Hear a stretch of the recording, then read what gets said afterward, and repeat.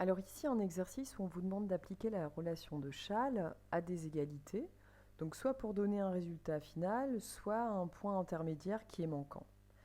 Donc pour le premier, AB plus BD, si vous repérez ici le point B qui est commun et au bon endroit, c'est-à-dire une extrémité, une origine ici, là on peut appliquer directement la relation de Chasles et ça va nous donner que le vecteur AB plus le vecteur BD est égal au vecteur AD.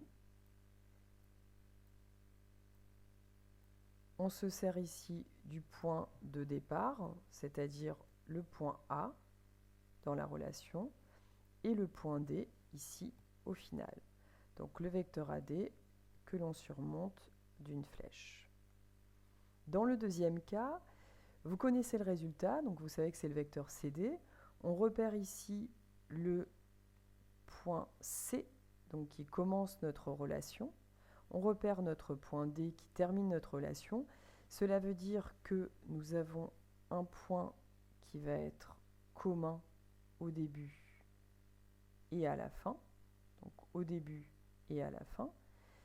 Et CB plus, ici, donc la lettre qui manque, CB. Donc pour CB plus BD, qui va bien donner CD d'après la relation de Chasles. Là aussi, dans la troisième, il nous manque un point.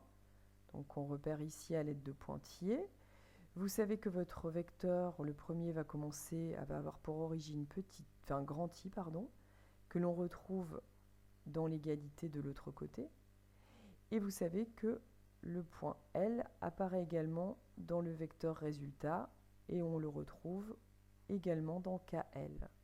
Ça veut dire que pour que la relation fonctionne, eh bien vous devez placer le point ici, K, dans les pointillés. Donc le point K, qui va être tel que IK plus KL sera égal au vecteur IL. Maintenant, on passe à d'autres types de relations. Peut-être que vous allez devoir manipuler davantage. On a ici la somme de 3 vecteurs. La relation de Chasles, c'est normalement pour sommer de vecteurs et simplifier quand cela peut être fait. Et ici, on a AC plus CI. Donc si on regarde cette relation AC plus CI, on va pouvoir appliquer la relation de Chasles puisqu'on a un point C qui est commun. Donc ici le point C qui est commun aux deux vecteurs, à l'extrémité et à l'origine. Donc AC plus CI va nous donner AI. Et il nous restera donc AI plus, ne pas oublier le troisième vecteur, IJ. Il se trouve que là, AI plus IJ ont aussi quelque chose en commun, le point I. Extrémité pour l'un, origine pour l'autre. Donc là aussi, la relation de Chasles s'applique. Et on va pouvoir simplifier en disant que AI plus IJ, c'est égal au vecteur AJ. Alors bien qu'ici dans la disposition on attende un résultat à la fin qui viendrait rapidement, vous pouvez bien sûr détailler davantage comme ici, et ça veut dire que vous pouvez peut-être effacer cette partie-là pour pouvoir détailler en dessous. Autre cas de figure, MB plus CM. Si on regarde les choses rapidement, on pourrait dire que la relation de Chasles ne s'applique pas, puisque nous avons pour le premier une extrémité qui serait B, pour le second une origine ici qui serait C. Donc ça ne s'applique pas, c'est pas la même. Par contre, si on regarde bien, on a quand même quelque chose en commun qui est le point M. Or, une somme, c'est commutatif, c'est-à-dire qu'écrire MB plus CM, c'est la même chose que d'écrire CM plus MB. Donc ça veut dire que cette somme, elle est égale à CM plus MB.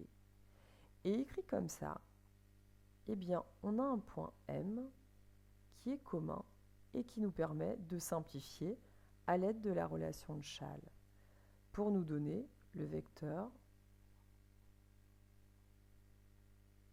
CB.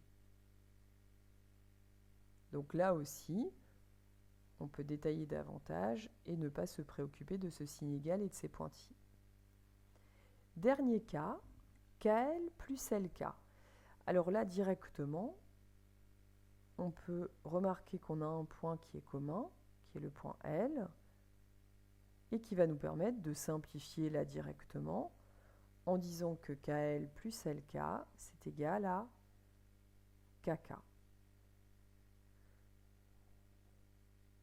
Alors ce vecteur-là, il se trouve qu'il a même origine et extrémité. Eh bien, on peut aller un peu plus loin en disant que c'est le vecteur nul. Et c'est terminé donc pour cette partie sur la relation de Schall. Je vous remercie pour votre écoute.